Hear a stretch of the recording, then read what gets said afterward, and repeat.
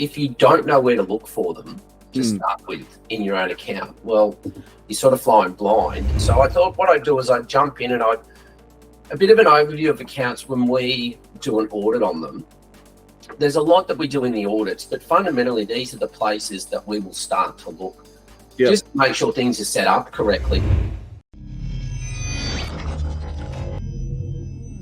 Hello, YouTube land. Here we are again with Dan Nickus, and we are going to be talking today about email metrics and what you should be looking at if you have an email system, whether it's Klaviyo, whether it's any other platform like MailChimp, GetResponse, Aweber, any one of those. How do you know if that your email campaigns or your email marketing is working? So Dan's going to drill into what you should be taking notice of if you're using email marketing. I think, Dan, you were saying this is sort of part of the audit that you do as well. Is that right? Yeah, so I think probably the discussion that we were having is it's all good and well for me to say, well, you need this percentage open rate, or we look for this percentage click-through rate, or we look for this percentage of unsubscribe rate. But, you know, if you don't know where to look for them to start with in your own account, well, you're sort of flying blind. And then when you do look at it, how do you know whether it's good, bad, average, you know, or how can you improve it? So if you don't know your metrics, then you don't know what you should be working on. You could be working on the wrong things. You could be doing something really well and think you're doing it poorly and change it, or you could be doing something really poorly and think you're doing well at it and make no change to it. So I thought what I'd do is I'd jump in and I'd a bit of an overview of accounts when we do an audit on them. There's a lot that we do in the audits, but fundamentally these are the places that we will start to look. Just to make sure things are set up correctly to start with, to be able to measure these metrics. And then overall what we're looking at to make sure the connections are right, what the open rates are, the click rates, where they're possibly got, they're leaking revenue, where they possibly could be making more, what's doing really well for them. These things are very generic across all niches within e-commerce. It's not a case of, well, you know, this should only work for if you're in the beauty niche, or this should only work if you're in apparel. We have such a broad range of clients through the agency that, you know, we know that these systems work with all of them, which is why we're so passionate about it, and we've got such a detailed system because it works. It works in every niche within e-commerce. So these are the things that we look for. This is what we dive into, and this is the stuff we'll come back and report to people once we do an audit. But you know, for the people out there in YouTube land that are watching this, jump into your own accounts. I'm going to take you through Klaviyo because that's what we use and recommend. If you're on MailChimp, Aweber, Constant Contact, Campaign Monitor, GetResponse, whatever it is, they're going to have it somewhere in there. Jump in and have a look, and you'll get an idea about where you are or where you should be. And with the limited understanding that I have with your system, whilst I've had a look at the back end, this is something that you constantly monitor. And if there is a dip in performance in whatever metric that you're looking at, you're always trying to improve that metric, whether it's an open rate, whether it's a click-through rate. You're modifying email titles, descriptions, anything that's coming out. And if you're seeing a drop in that metric, you'll go, we need to improve that somehow, yeah? Yeah, so this is something that when we do the audits, we do an audit before we start working with the client, but this is done daily as well when we have a client account. Yeah. Yeah, it's not like you get a client and you set everything up and you walk away. This is something that you are monitoring all the time. We have to, and like whilst our flows are automated, and they are an automated system that based on user behavior, people will receive different emails. They still need to be constantly tweaked, changed, updated.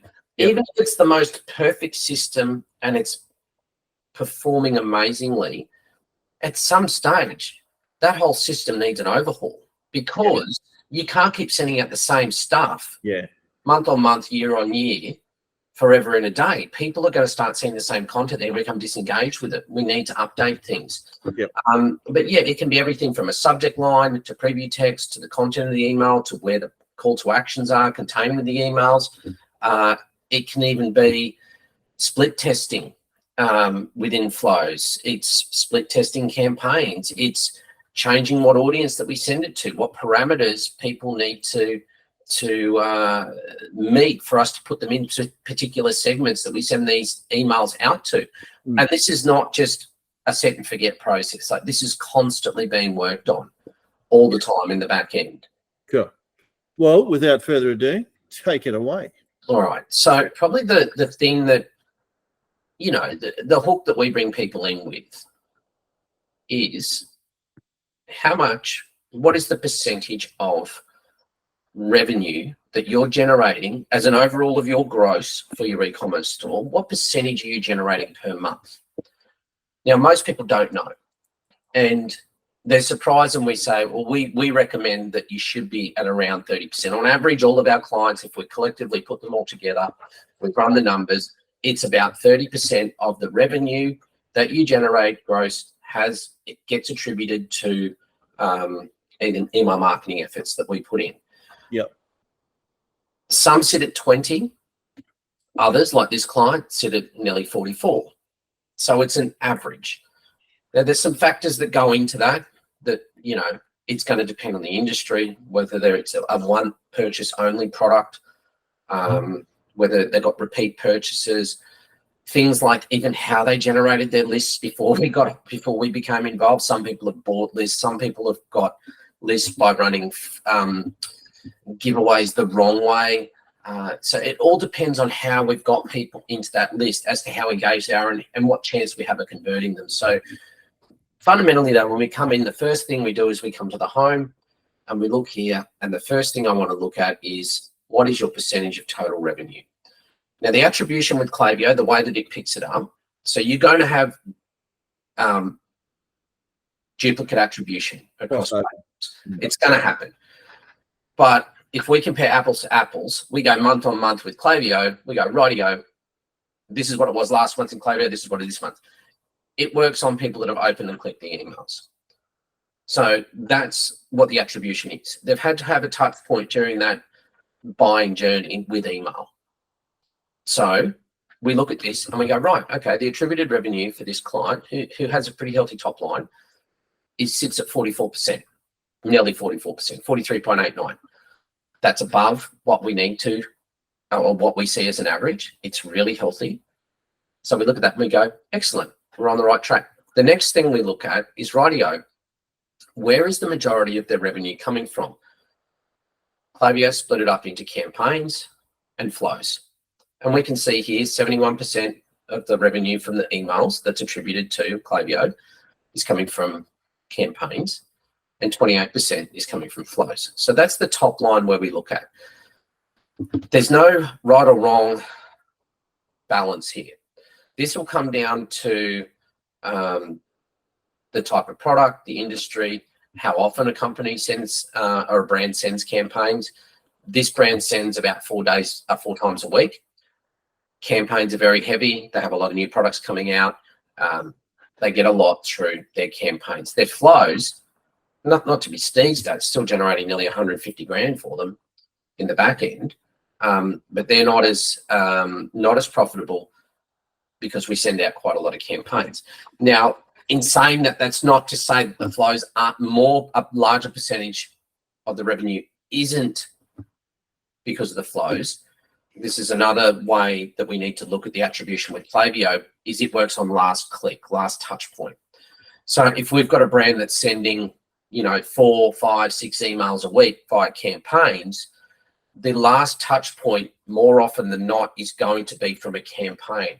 But that's not to say that the flow didn't play a vital role in that as well, in getting them across the line to either build trust, show them reviews, show them some user-generated content, went through the quality of the product, told them about the brand backstories, some behind-the-scenes style content.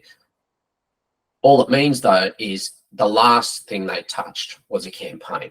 So the high volume of campaigns, we do see more people coming through with that assured Yeah. revenue there. When we come down on the home screen, our top performing flows, you can see that we've got quite a lot of flows set up in here. When we start the build outs, we start out with 6 to 7 flows that we call our core flows. We call, and that's on the sheet that should be attached as a link down below here, which talks about the different flows that we do set up as part of the build out. But that's not all there is. It does extend beyond that. That's just what happens at the beginning. And they are your core fundamental flows, and every brand has at least 6, more often than not have the 7. Again, that just depends on the niche that they're in or the product that they sell. But you do continue to build on that and build on that and build on that. And you have this really sophisticated network of automations and flows sitting in the back end. And what you can see here is you can see how many deliveries it had. We've got 4 different ones in here that we've got A/B split tests running on, the status of them, whether they're email or SMS. This client doesn't lean on SMS at all. That's just a brand choice. But a lot of clients you'll see, they'll have their SMS flow sitting up in here as well.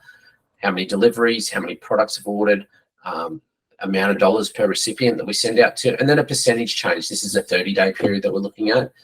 So we've had some ups and downs in here in terms of the flow revenue. The campaign revenues performed exceptionally well.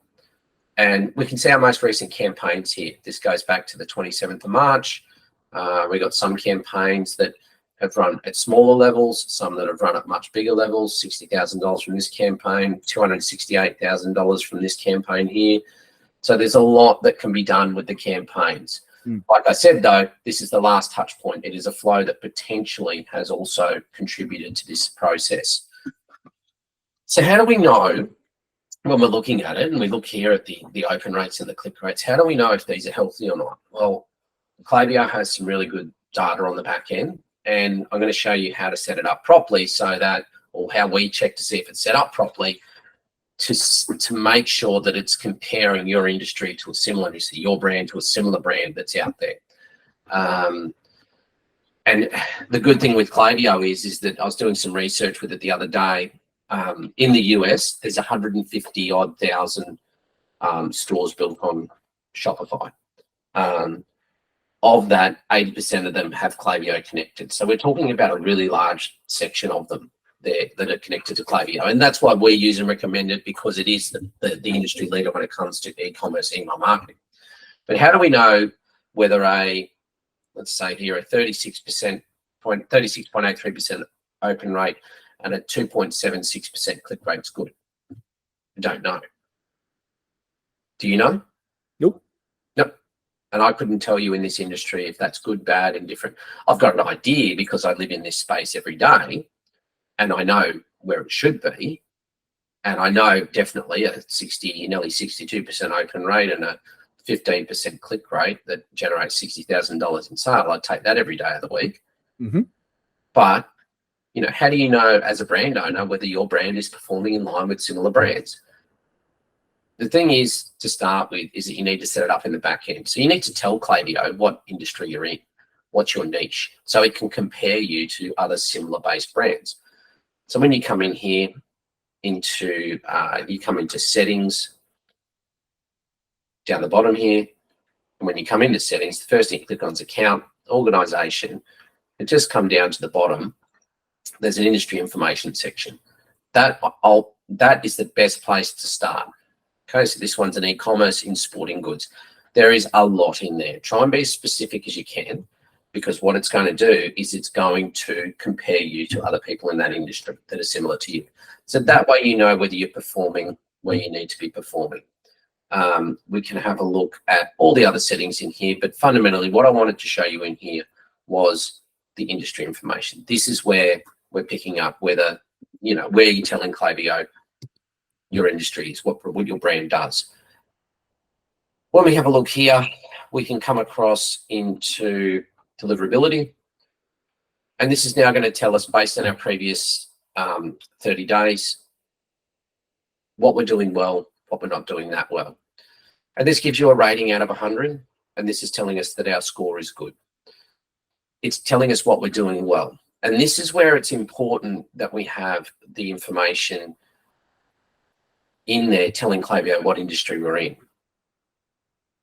It's telling us our open rate with our account is 42.4%. The recommended, so this is the guidance for healthy deliverability. So this is in the eyes of Gmail, Yahoo, Hotmail, all of those inbox providers. This is the metrics they're looking at to decide whether you're spam, whether it's a promotion, whether you're, going to be banned, whether you're just going to bounce straight out of people's email accounts because of these metrics. So this was a lot of domain reputation, which is why we tend to warm accounts up or domains up when we start, instead of you never just send out to everyone, but it's because of these reasons. So on average, this account has an open rate of 42.4, which is great. So nearly half the people that receive the email open it. Now that needs to be greater than 33%. These metrics here are the industry standards. So these are what people in your industry on average are achieving. Mm-hmm. We know here open rate's good. They give us a tick. They say excellent. That's lovely. That's nice. The click rate we have is 3%. Needs to be greater than 1.2. Now, just a caveat with click rate, that's not click-through rate. So what a click rate is how many people that were in total sent the email clicked on it, not how many people opened it and then clicked on it. So click-through rate is of the 42% who clicked on it. Click rate is, say we sent this to 1,000, well, 3% of that 1,000 clicked on it, not 3% of the openers. So that's where people tend to get a little bit confused, because they look at that and they go, oh, 3% click rate, mistaking it for a click-through rate. It's actually a lot higher. This account sits at about 8% click-through rate, which is, again, fantastic. But that is of the 42% that opened it who then went on to click it. Bounce rate, we need to be less than 1%. This is telling us it's good because we're at 0.75. We're sitting in the fair here with an unsubscribe rate and a spam complaint rate. We're right on the border with spam complaint rate, right on the average of 0.01. Still very, very, very low. This account sends out about 2 million emails every 30 days. So not that concerned that we have 0.01%. Do we always try and maintain a low spam rate? Absolutely. But when we're sitting at the industry standard and we're sending 2 million emails a month, we're comfortable with that, because in the eyes of the email service providers, this is a high volume sender. They've got a dedicated sending domain. Their reputation's good. The authority's good. In fact, they sit right on the average of spam complaint rates. Unsubscribe rates, we're 0.01% higher than the average, which is why we still get a fair. So that's all good as well. If we're looking down here, we can see what our bounce rates, we can see our recent performance campaigns. So it's our last 5 campaigns that we sent out. And we can see recent flow performance. And this is where we get all these data from. Another good place to look is you come across to your benchmarks over here. Now, this is going to tell you at a glimpse. Now, it only goes back the last month. So we're sitting now in April. It won't let us go any further back. It'll give you last month or a custom range. But with that custom range, it won't let you go into April. So it's always doing a look back on the data for 30 days. It's telling us what we're doing well in this account. So in this account, we've got an excellent revenue per recipient, and it sits at $3. Now, is $3 what you should be aiming for? Probably not. This client is in a space where it's high average order values, and they send out at very high volume. They turn over millions of dollars a year. That might not be the equivalent for you. You could be in the cents range. It could be like 10 cents per recipient. But, that's why you need to tell the system what industry you're in. The average order value good? It sure is. It's at 974. Should you be at 974? I don't know. Need to look into your account. You will know what your average order value is and whether you're doing a good job with that. Revenue per recipient, that comes out of that flow. Average cart size, average order count. So this is what we're doing well, and then it also tells us what we're not doing so well. So on the thank you flows, we have a pretty high unsubscribe rate, so we need to go in and have a look at that. The conversion rate on the abandoned cart flows is low. So these, you can't just only go, I'll just look at these ones, we're doing great. We can come in here and we can go, rightio, well, what can we do better? The obvious thing is here we've got a spam rate and a unsubscribe rate that's not great sitting in the thank you flows that we have, well, let's go in and change that. We might have to change the frequency of what we're sending out. We might have to change the volume of what we're sending out in there, because ultimately these are impacting on the overall metrics. The email service providers, or the inbox service providers, they don't look at individual metrics like this. They're looking at you collectively as a domain, as a sender.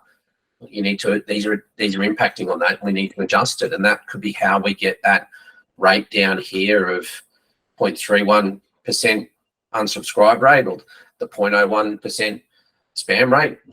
They could be two areas that we can drill down into, and we can actually, fix, which could then have an impact overall on the overall send rate, the overall unsubscribe or spam rate. So these are the places that we need to look. And I just thought that it was really relevant just to highlight, and it comes from, sometimes you see gurus online and they're like, well, you should have an open rate of 50% and a click-through rate of 5%. And I'm like, that's fantastic. And that might be true for certain niches, certain brands. But that's not, there's no, to think that we can just have a standard, an online standard of what your emails should be opened and clicked on around the world for the billions of emails that are sent every day, then, it's foolish. But so what you need to do is look at your brand, have it compared to other people in your industry, and see where you can make improvements, because that's what you can control. And to have someone, to have a throwaway line like, you should have this particular open rate. Well, what are they talking about? Are they talking about flows? Are they talking about campaigns? Are they talking about a segment of 100 people that I know will definitely all open it because I'm telling them that they're going to win a prize? Like there's so many variables in that. It just frustrates me. So I thought I really needed to get into the back end here and show people what we actually do and how we do it and what we're looking for when we go into accounts. Now, obviously, I've shown you healthy accounts. These are all real accounts that we work on every day. So, we're really proud of them, and I'm more than happy to show these results, because I'm not sugarcoating it either. I've shown you what's healthy, what needs attention, where we can make improvements. And these are the things we look at every day. And I've yet to see an account where everything is excellent across the board in everything that they do, because the reality is that we are dealing with real people on the other end of devices, whether it's on their phones or if it's on their desktop. They're humans sitting at the other end, and you can't keep everyone happy all of the time. So there's always we've got so many different personalities in the world. We've got so many different cultural differences. There's going to be some people that are like, well, I don't want this anymore. I'm going to unsubscribe, or I'm going to mark this as spam because I don't remember agreeing to signing up to this. Whatever their reason is, there's always things that we can do to improve. So that's why I just want to show you all the back end today. Awesome. Just a small part of the numbers and the metrics you look at, especially when you're trying to improve the campaigns. 100%. And that's what I say to people is that I say a lot of things to people, as you can tell by the amount I talk, but the data doesn't lie. So if a client comes to us and says, I only want to send one email a fortnight, I'll go, I'll only send one email a fortnight. Myself and my team will do whatever you ask us to do. However, can you let us try doing something different? And we'll look at the data, and then we'll come back to you with the data. It's not opinion. It's not what Dan thinks you should be doing. It's not what you think you should be doing. It's the data.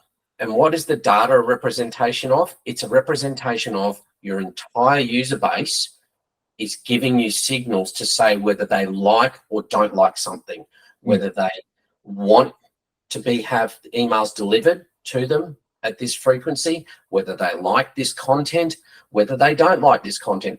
And the data is going to tell you that. It's going to tell you if they're marking you as spam. It's going to tell you if they're unsubscribing. It's going to tell you if they love it and they're opening and they're clicking on it and they're buying.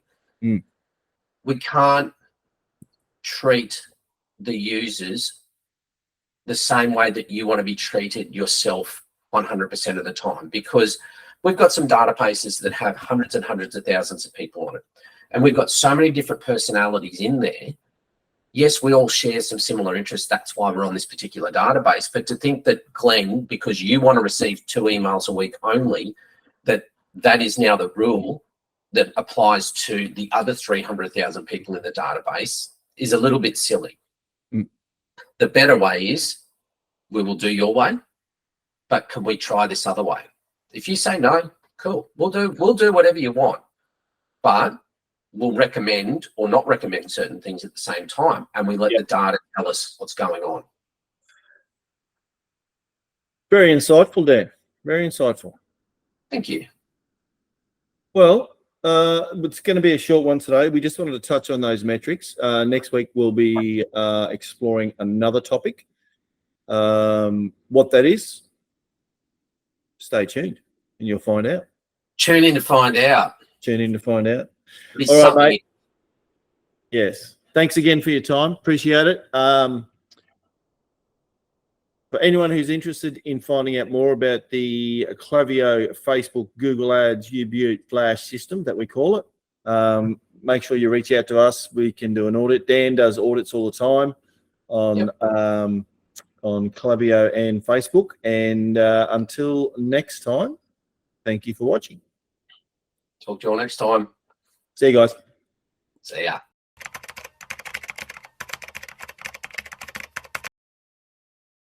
G'day everyone, Glenn from Solutions 8 again. I'm with Dan Nickus, our Facebook Klaviyo expert. We are going to do a bit of a deep dive into the Elite 7. So this is Dan's customized Klaviyo email flow.